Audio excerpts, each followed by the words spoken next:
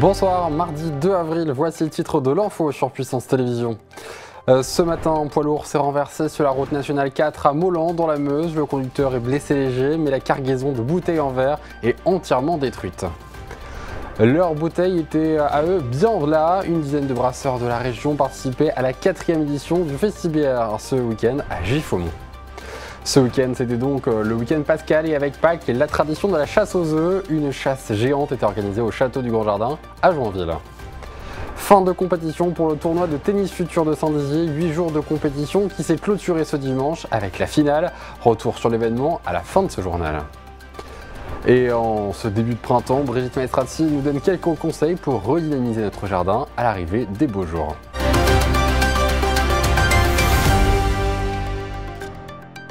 Un carton rouge adressé à l'éducation nationale, un signe de protestation pour réclamer l'annulation du choc des savoirs. Pour rappel, ce choc des savoirs annoncé par Gabriel Attal le 5 octobre 2023 correspond à une division des classes de collège en fonction de leur niveau pour les cours de français et de mathématiques notamment. Une mesure hors sujet qui ne répond pas aux problématiques actuelles selon le syndicat FSU 55. Ce matin, des écoles meusiennes étaient fermées. Une vingtaine de personnels enseignants se sont retrouvés à Verdun pour exprimer leur mécontentement. Sébastien Wagner, co-secrétaire départemental SNES FSU, nous résume les revendications des manifestants. Ça fait des années maintenant que l'école souffre. En gros, pour être schématique, on manque de moyens, on manque de personnel. Et donc en fait, pour nous, si vous voulez, le cœur du problème pour nous, c'est à la fois les conditions de travail et c'est aussi les salaires. Et comme le ministère ne veut pas répondre à la question salariale et ne veut pas répondre à la question des conditions de travail, si vous voulez, on a l'impression que le choc des savoirs, c'est un peu une diversion, quoi. On a d'une part l'impression que c'est hors sujet, que ça ne répond pas aux problématiques de l'école telles que nous, on la voit plutôt, et que d'un autre côté, ça va dans le sens d'une école très peu démocratique, quoi. Donc l'idée, c'est que dans les semaines à venir, on amplifie le mouvement qui existe déjà localement pour faire en sorte que le gouvernement finisse par nous entendre. Bon, on a évidemment la difficulté du tunnel des vacances, puisqu'il y a 3 zones et que certains vont être bientôt en vacances, d'autres pas. Donc, il va falloir qu'on construise dans la durée des actions dans les différentes académies. Mais il faut vraiment qu'on obtienne la peau, entre guillemets, du choc des savoirs, parce que vraiment, c'est quelque chose qui va casser l'école publique. Toute la France a donc été concernée par ces manifestations. Dans la Marne, près de 2% des enseignants du premier degré ont fait grève, 9,27% pour les enseignants de collège et de lycée. Et en Haute-Marne, ce sont 6,56% des enseignants en école maternelle et élémentaire qui ont fait grève, qui ne sont donc pas présentés ce matin. Pour le second degré, c'est 8,75%. Un accident s'est produit ce matin sur la route nationale 4 à hauteur de l'échangeur de Molan en direction de Ligny-en-Barrois dans la Meuse. Un véhicule poids lourd en provenance du Pas-de-Calais s'est renversé sur la voie de droite. Vous allez le voir, il a renversé sa cargaison plutôt insolite. Clémentine Coppola était sur place. Au bord de la route nationale 4, un poids lourd plié en deux et des milliers de bouteilles de verre. Ce matin, aux alentours de 9 h, ce camion venu du Pas-de-Calais a fait une sortie de route assez spectaculaire. Blessé à la tête, le conducteur a rapidement été transporté au centre hospitalier le plus proche. Les équipes de dépannage ont ensuite pris le relais pour déblayer le plus rapidement possible la cargaison de bouteilles en verre avant de dégager le poids lourd. La circulation est restée bloquée plusieurs heures. La 4e édition du Festibière s'est tenue samedi et dimanche à Giffaumont-Champaubert sur les rives du lac du Der. Brasseurs, artisans et producteurs locaux ont pu présenter leurs produits et lancer la saison. Yael Bossu s'y est rendu. La reine de ce week-end au lac du Der, c'était elle. La 4e édition du festival qui est dédiée à cette boisson, le Festibière, a eu lieu samedi et dimanche au port de Giffaumont. Une dizaine de brasseries du Grand Est étaient présentes pour mettre en valeur l'artisanat. C'est toujours un très bon événement et on est venu il y a 2 ans et c'est déjà très bien aussi, donc on revient avec plaisir toujours. Ouais. Il faut mettre en avant les producteurs locaux, surtout quand nous, derrière, on achète aussi nos produits à des producteurs locaux, donc c'est toute une chaîne qui fait marcher une filière locale. Donc ça, c'est vraiment à valoriser à l'heure actuelle. C'est un événement gratuit, c'est facile d'accès, tout le monde peut venir, il va y avoir un concert tout à l'heure.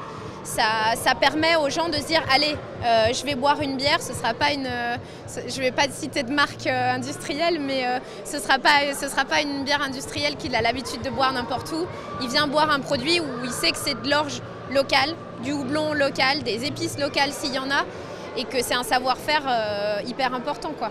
L'occasion pour les commerçants de revoir des confrères et consoeurs, mais aussi de retrouver la proximité avec les clients, proximité qui est d'ailleurs l'avantage numéro 1 de l'artisanat local.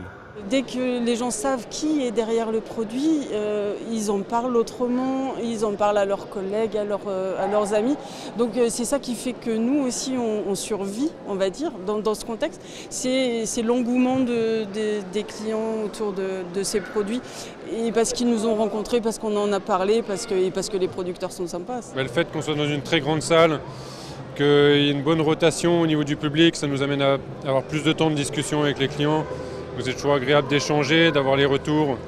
Dans un contexte économique compliqué, tant pour les clients que pour les artisans, la bière se veut rester une boisson accessible pour le maximum de consommateurs. En fait, on encaisse les augmentations tarifaires du malt, du verre, parce que concrètement, si on augmente le prix de ce produit, ça ne deviendra plus un produit accessible. Et il ne faut pas que ça devienne un produit inaccessible. Il faut que ça reste un produit qui a sa place à table et sur la table de n'importe qui. Je crois que les consommateurs aujourd'hui savent que quand ils viennent chercher nos produits chez des artisans, que ce soit la bière ou autre chose d'ailleurs, ils ont autre chose qu'un produit. Ils ont une histoire, ils soutiennent une famille, ils soutiennent l'économie de leur territoire aussi. 1500 visiteurs étaient venus déguster ou acheter en 2023. Cette année, les organisateurs espéraient attirer encore plus de curieux et gourmands. Santé. Pour la première fois, l'Office de tourisme de Joinville a décidé d'organiser une chasse aux œufs géante au sein du château du Grand Jardin. En ce week-end pascal, évidemment, à l'aide d'un plan et d'énigmes, les enfants devaient aider Jean de Joinville à retrouver la couleur des 10 œufs cachés dans la propriété. Un reportage de Brigitte Mestrassi. Depuis la terrasse, il y a une allée de 56 taupières, c'est-à-dire des grands arbres sculptés. Tu les vois ? C'est avec cette première énigme que débute la chasse aux œufs dans l'espace vert du château du Grand Jardin de Joinville. Dans 10 endroits de la propriété, des statuettes de Jean de Joinville ont été cachées pour célébrer son 800e anniversaire avec un œuf coloré dans les mains afin que les enfants puissent répondre aux différentes énigmes de cette première édition. Mais attention, les statuettes sont parfois bien cachées, comme dans le labyrinthe, où il ne faudra pas hésiter à revenir sur ses pas. Je trouve que ça s'y prête bien parce que souvent on les cache dans son jardin, les œufs. Et puis c'est un moment convivial, familial pour se retrouver. On a misé aussi sur la décoration, à l'espace de l'accueil. Et voilà, c'est un bon moment en famille, je pense qu'il parle à tout le monde. En plus de cette chasse aux œufs, les participants sont automatiquement inscrits à une tombola qui permet de gagner un œuf géant en chocolat. Fabriqué à Joinville, celui-ci est à la vue de tous. Ce week-end, 2 régates se sont tenues sur le lac du Der, organisées par la FOL 55, la compétition France Open Skiff, qui réunit des équipages venus des 4 coins de France et même de Suisse, Belgique, Allemagne ou encore des Pays-Bas. Et ça sonne l'ouverture de la saison des régates au lac. Pour plus d'une trentaine d'équipages se sont donc affrontés en ce week-end de Pâques, comme vous pouvez le voir sur ces images. Lancé en 1994, le tournoi Futur de Saint-Dizier s'est ancré solidement dans le calendrier tennistique national et international puisqu'il fait partie du circuit ITF, la 3e division du tennis professionnel. Et justement, c'était ce week-end et c'était toute la semaine dernière, surtout à Saint-Dizier, que se tenait cet événement. Regardez, zoom sur cet événement sportif majeur avec Gaël Bossu.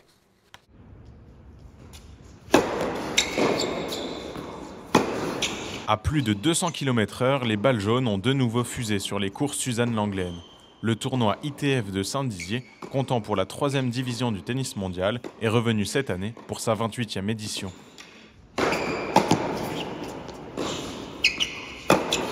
Sur les cours, des jeunes joueurs internationaux, classés entre la 300e et la 1000e place mondiale, qui tentent de rejoindre l'élite du tennis. En bref, du très haut niveau.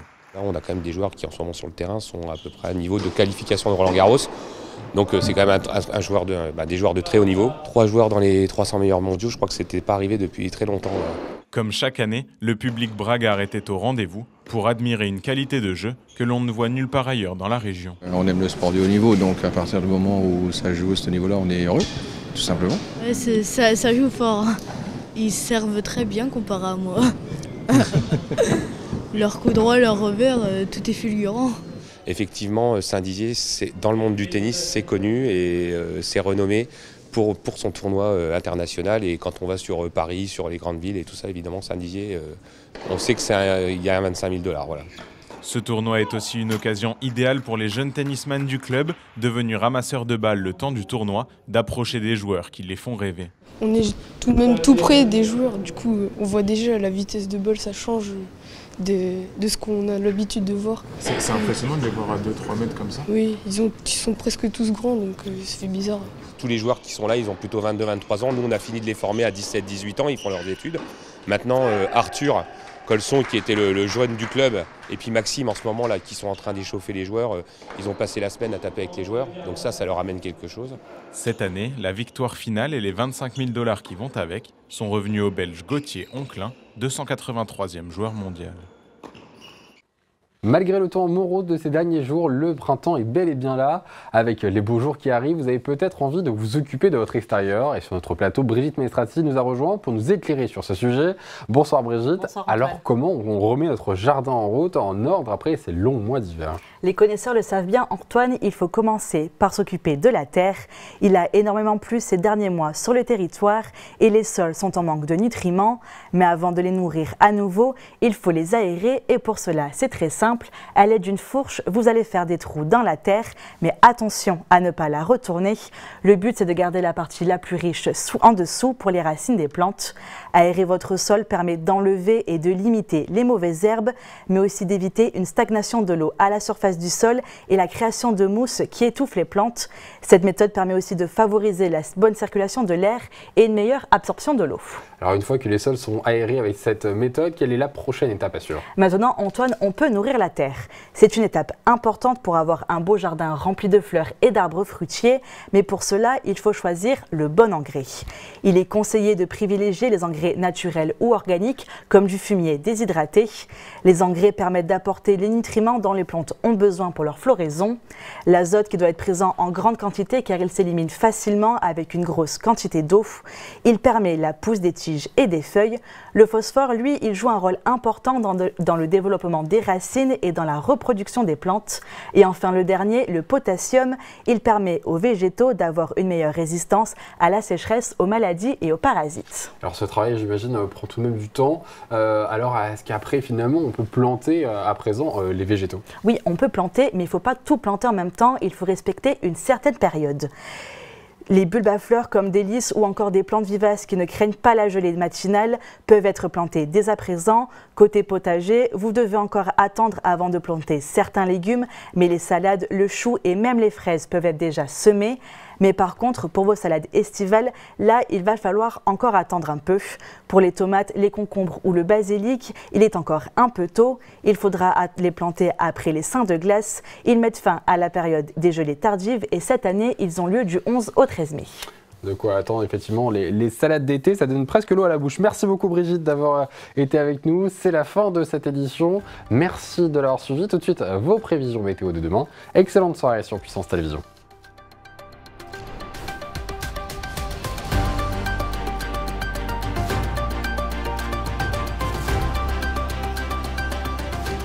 Toute l'actualité en continu à retrouver sur notre site internet et notre application mobile.